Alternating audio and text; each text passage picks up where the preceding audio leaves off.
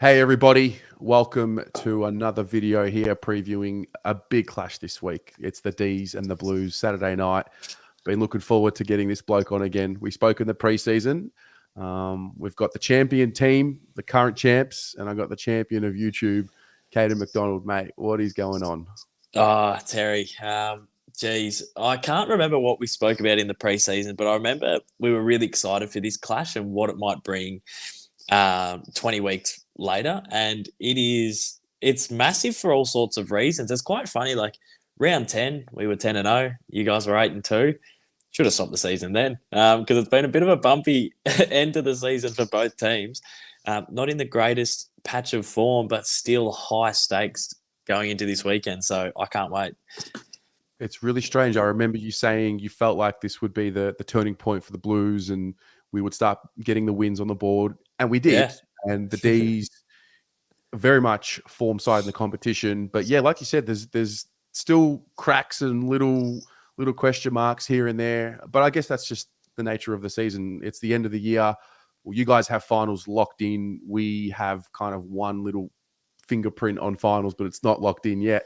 And from my end, I just can't wait to test what we can do. You guys are the benchmark. And until you are not the champs, until someone else is the champ, you guys are the champ in my eyes. Might only be a couple more weeks, but no, yeah, it is an interesting season. I've got a good quote for you. So I used to watch the D's. I think we finished 9th and 10th and whatever, like 3 years in a row. And we were close, but not good enough. And we actually choked our final spot in consecutive years. And I remember listening to a Simon Goodwin press conference. And I was sort of waiting for him to be like, we are good enough, but we were unlucky or give us an out or something. And Simon Goodwin, with a steely face, just said, we'll make it when we're good enough. Like it's, we can't sit here thinking of other results and thinking of fixture results to go our way or whatnot. He goes, look, when we're good enough, we will make it. It won't be, we're not going to get in with luck or whatever. So I remember thinking that for a while. And it's sort of like what I'm taking on for us going into the top 4. Like if we drop both our games, or I think even if we drop one, we won't be top 4. So part of me is here stressing going, geez, I want to be top 4 in consecutive years.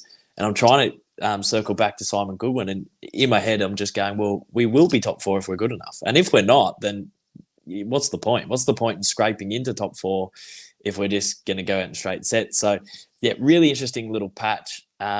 My best mate, co-host of my podcast, Connor Rogers, is a mad Blues supporter, and he's been stressing.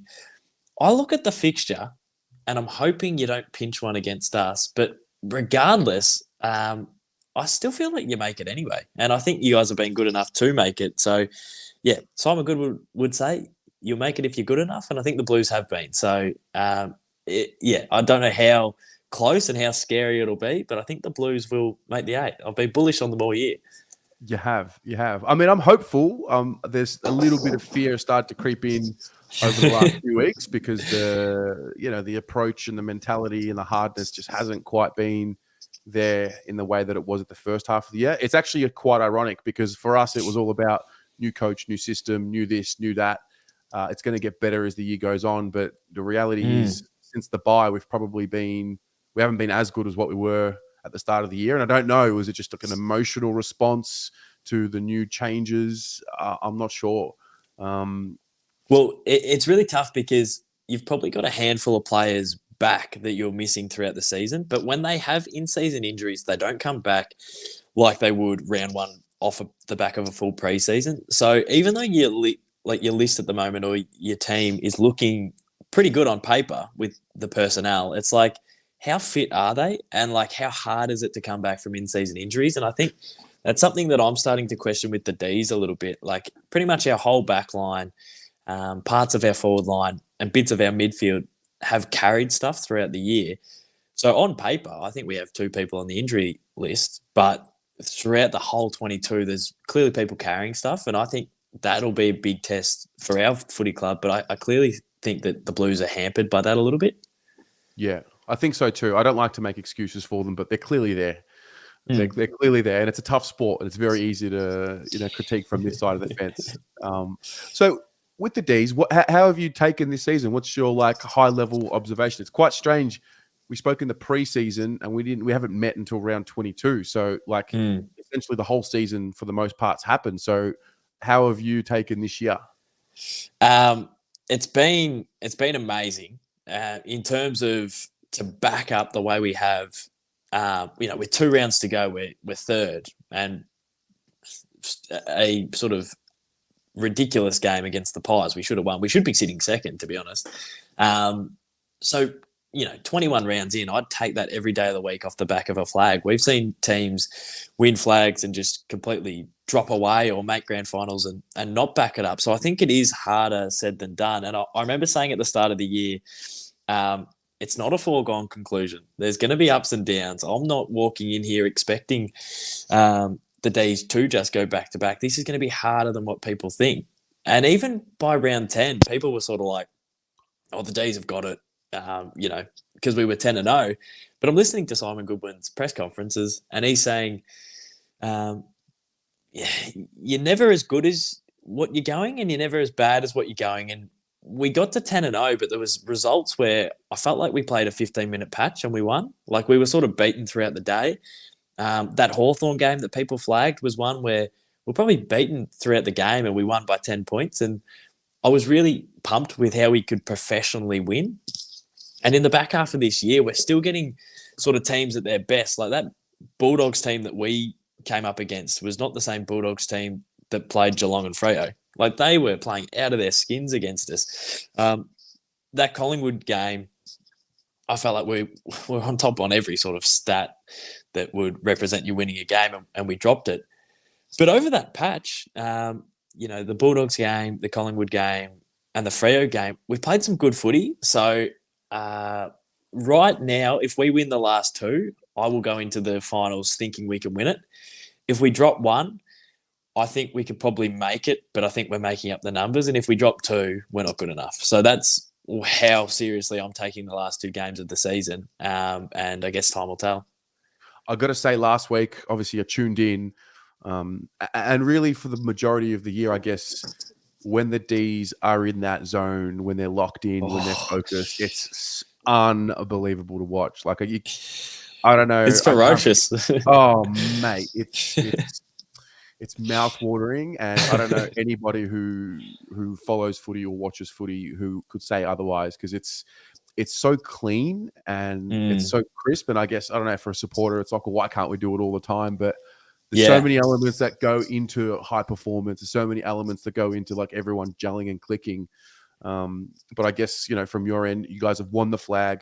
Now we've got a season with crowds again. Just on that, mate, I've got to ask, where are your fans? Where are they? Yeah, that's a good question. I think early on in the year, it was a little bit beaten up. In terms of so there's 2 ways to answer this. One, if we're comparing ourselves to Carlton, that's insane. Like Carlton are getting 50,000 a week. One of the strongest, most amazing fan bases, most loyal fan bases there is. So, when I say Marvel and it's a packed crowd, I go, well, that makes sense. But on the other hand, I feel like early on in the season, there might have been a bit of hesitancy or whatnot. I also know that I physically couldn't get my Melbourne membership working on my app. So we changed from like actual memberships to digital memberships. And I'm a kid on YouTube, I know how to work a phone and work an app. And I physically couldn't get mine working to a point where I had to call up the club. And my dad, who doesn't really go to games anymore, only has, still a Nokia flip-top phone. So he physically can't get to a game without someone's assistance. So I feel like that had a little bit of an impact as well. But I feel like our crowds have been okay compared to the rest of the league if you take out Collingwood and Carlton. So, but also it's Carlton. KO is pretty good with the split screen. A little bit comfortable at home. I remember going to the preseason game. Like I live in like Armadale way, right? And a lot of Melbourne fans up on this side of town. That was hot. That preseason game was hot. It was. But the one thing I remember about going to the game was just how nice and polite and courteous the fans were. Like, and of course, every fan base has its rough and rugged supporters, and toxic ones, but I'm actually yet to meet a single D's supporter. They might come out now, I don't know, but I'm yet to meet one that really gets under my skin. And I think it's just a classy club, I must say, very classy. Yeah, that's the way I want, like, the tribe that I'm with to be known. And sometimes I'll hear bits and pieces off certain fan podcasts where they say, "Oh, I hate Melbourne because I've got this," or like I'll see online, Melbourne supporters are arrogant, and I go, "Who are you talking to?" Like, all the people that I know are just scarred from the past, where it was hard to enjoy a flag because I was thinking about that shocking 10 years earlier. So, yeah, I think that's something I would like to be a part of, like someone like a team that's classy, that can take the good with the bad. Like, I love a bit of Ed Langdon banter. I love that sort of stuff. But yeah, I don't want to be associated with a club that's, sort of salty, negative, because that's not how I support my footy. Yeah, no, it's true. It's true. So going into this week, oh yes, on our end, we've just had the most ridiculous couple of days. We're filming this on Friday, the day after the Thursday appeal. We've gone through this whole process. Cripps wasn't playing, then he was playing. It's crazy. But you know what I hate? So Cripper gets up and he can play, and I hate how salty fans online start going, well, this makes the AFL look disgraceful and this changes the rule and they don't care about concussion. It was a line ball decision. If he got a week or 2 weeks, you go, yeah, fair enough. If he got off, you go, yeah, fair enough. But it's just funny how negative, and I hate supporters who just want to take shots as well. Like, they just wait for a moment so they can bring someone down. Like, it was a complete line ball decision, and any sort of result from it probably was the right result. So yeah, I think it's great that Cripper got off. Yeah, I mean, I'll be honest. In the moment when it happened, I thought he's off, he's done. Just because I've become conditioned to, if there's a collision and there's a concussion, you have a duty of care, etc.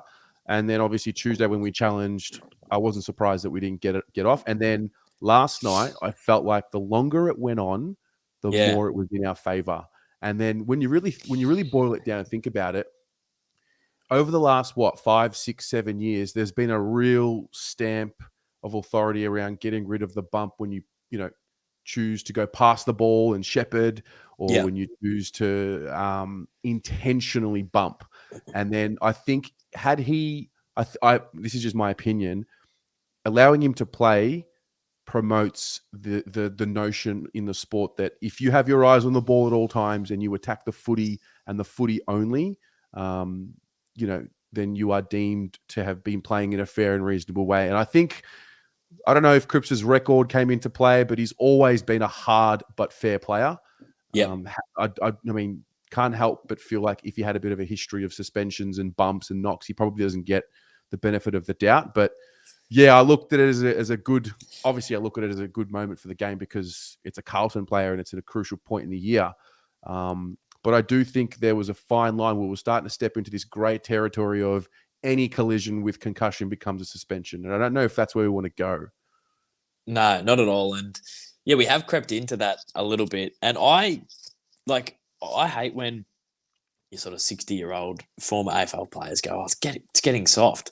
It's literally not soft at all. These blokes run faster, harder, quicker than any AFL has in the past. And like, I watch big bump highlights on YouTube, and the way they line up, like a bloke who's over the ball and he can't, like someone else, like maybe a Byron Pickett will come head on, turn the hip to a bloke who's over the football and just go straight through him. I don't want to see that in my game. And I love how our players these days will sprint at a football, and the second someone gets it first, they do decide to tackle or go lower or sidestep or whatnot. Like, I think it's crazy. It's all in split second. So I don't think it's softer, and I think the game's better for it. And I think even though there's a lot of complaining, if this has probably been one of the best seasons I've ever watched, and we've had hard hits, we've had big hangers, we've had goals after the siren. The ball goes end to end. If you're up by 4 goals with 5 minutes to go, you're not home. Like, it's footy's almost in one of the better places it's been. It's just crazy that you listen to the media and the outside noise and you'd think otherwise. Mate, I'm glad you said that because I totally agree. I think for me personally, because we've been winning a bit more as well at Carlton, I've just really been able to enjoy everything. And I've probably watched more footy this season than any other season in my life. And there's just better games, better quality. And I think now that we get to this pointy end of the season, like 2 games left, it's all going to start elevating, and the cream does rise to the top. And that kind of does bring me to Saturday night, because I'm more hopeful than what I am confident about this week. It's more for me around, we're about to get a real tune-up, and the Ds are going to really show us the best. We got really, really shown up last week against the Lions. We were really disappointing. I'm really worried that if we bring that same effort in the first half or the first 3 quarters against the Ds, I'm worried about what would happen and what the confidence of the group would be. But nonetheless, we've had some pretty solid battles, these 2 clubs, over the years. Yeah, well, no matter where we are on the ladder, Carlton are a tricky team to finish off. And I think the thing that makes it so dangerous this year is we haven't been finishing our games off strongly. I don't know if that's a fitness thing. I don't know if it's that thing that I sort of flagged at the start of our chat, where some players potentially aren't sort of match fit with their injuries and whatnot. We are carrying a little bit, but I unless we're like 45 points up at 3/4 time, I'm going to be worried, because the Blues, every game that I watch, whether it was sort of irrelevant in the last quarter last week or whatnot, they come home with a wet sail. And so I'm almost expecting like a real scrappy, tough, hard, desperate game of football where it's not over till it's over. And I'm hoping we can sort of control it, get it on our terms and finish it off. But I think there is a little bit of a capacity for teams to pick us apart at the minute. And if the Pies can, then I think Carlton can as well. So I'm expecting this to go down to the last 5 minutes, which I don't want to be a part of, because this is literally season on the line for us. Like, if we don't make the top 4, we're kidding ourselves. So we need to win these next 2. And unfortunately, I reckon it's going to be a tough game. Yeah, I'm with you on that. Who from your end, like I've got this idea in my mind of the Ds, but who in your mind has been like your best and fairest for the year? Oh, geez. Probably Clayton Oliver. He's had a ridiculous season. Like, his numbers are just silly. Like, it's almost, he had a shocking, this is going to sound funny, but he had a bit of a shocker a couple of weeks ago where he had 30 and kicked 1 or something. And it was like, oh yeah, didn't really see Clary. I'm pretty sure he had 42 touches on the weekend and didn't get a coach's vote. So yeah, he's recently fractured his thumb because Joel Selwood absolutely booted the crap out of it. And he's been a little bit, off the boil the last couple of weeks. So hopefully he's starting to develop in a bit of form. So I'll probably say Clayton Oliver. But the unsung hero, which we all love, is Jack Viney's form. Yeah. He's finally had the full preseason. Every year, I think he would average like 15 games a season. He always misses chunks of seasons. And it's with his feet, and he gets fractures and, hot spots and whatnot. But this has been a really consistent season for him. And it's crazy because when we first drafted Jack Viney, Nathan Jones was sort of our number 1 midfielder. And when Jack Viney rocked up, you went, oh, this sort of puts into perspective what Nathan Jones was. Because in my head, Nathan Jones was A+ because he was our best mid. But Jack Viney rocked up as an 18-year-old, and I went, oh, well, maybe Nathan Jones, over his career, probably was like a B grade footballer.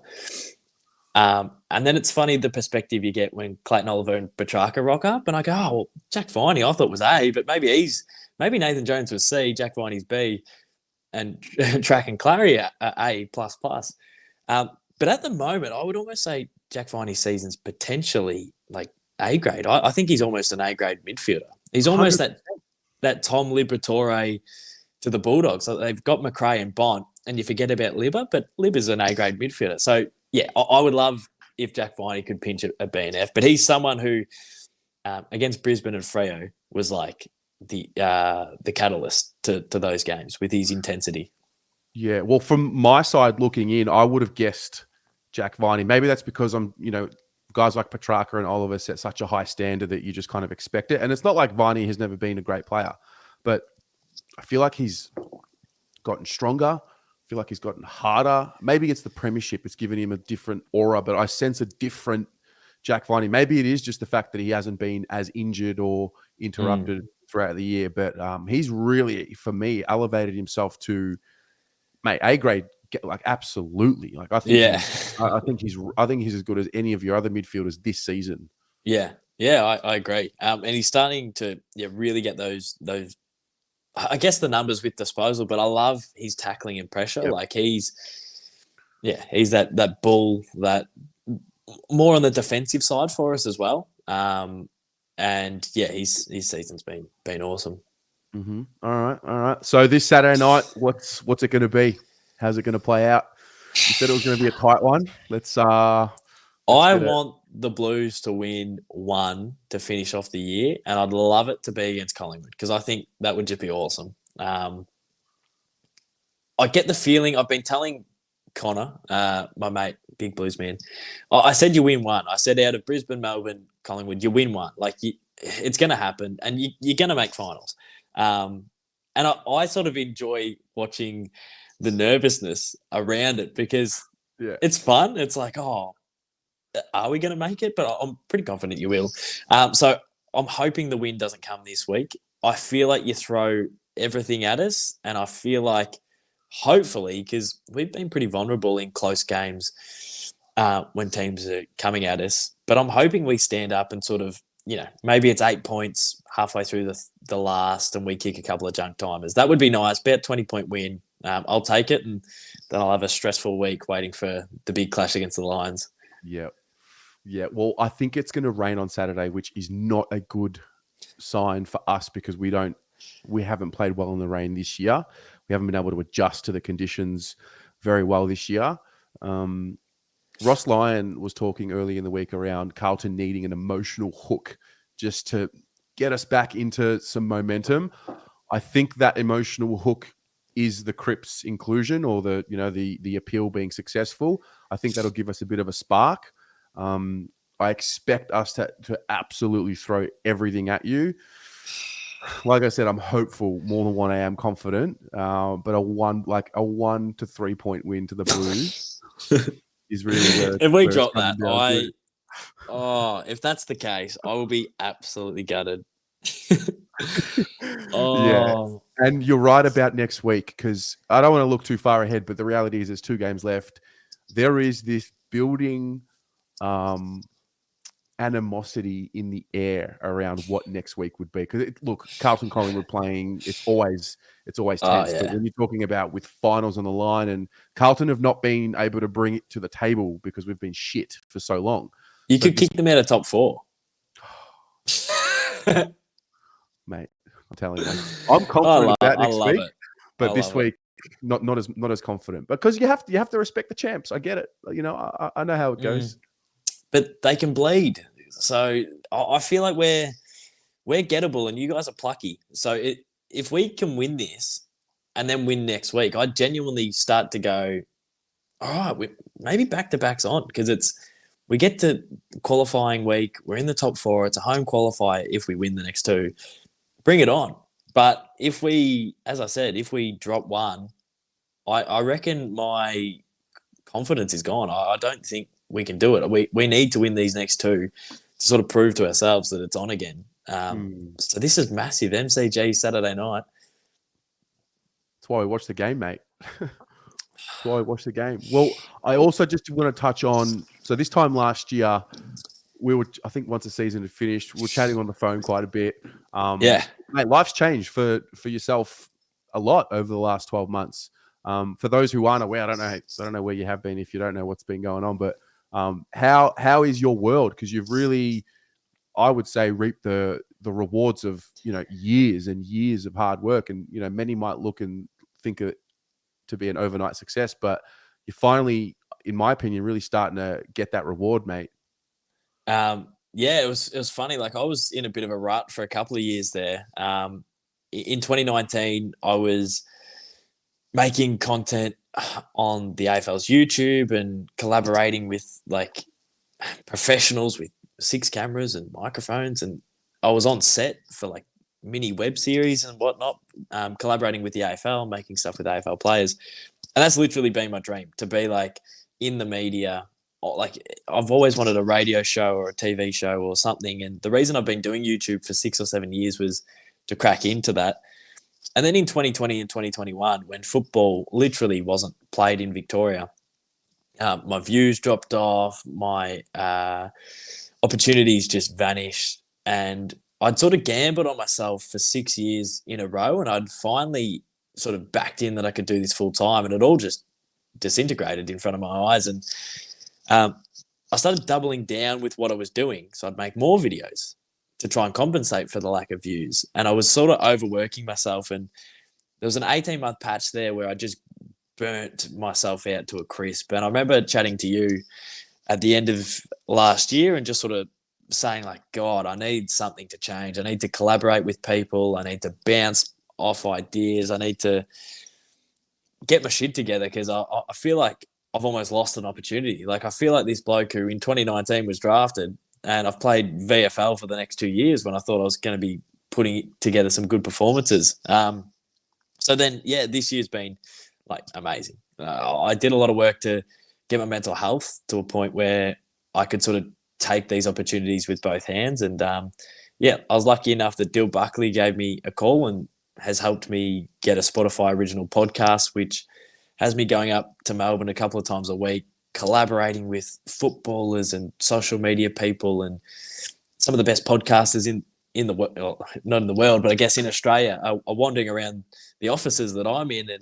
And that's just, yeah, lit a fire under my ass, I guess. And I've just tried to take it with both hands. And then with my own stuff, I've been trying to balance that as well. So yeah, this year's been amazing. I've been collaborating with people. I've been trying to put out really consistent content that I think's sustainable. Like I feel like I can do a weekly vlog and maybe a bit of extra content on my channel for the next 10 years.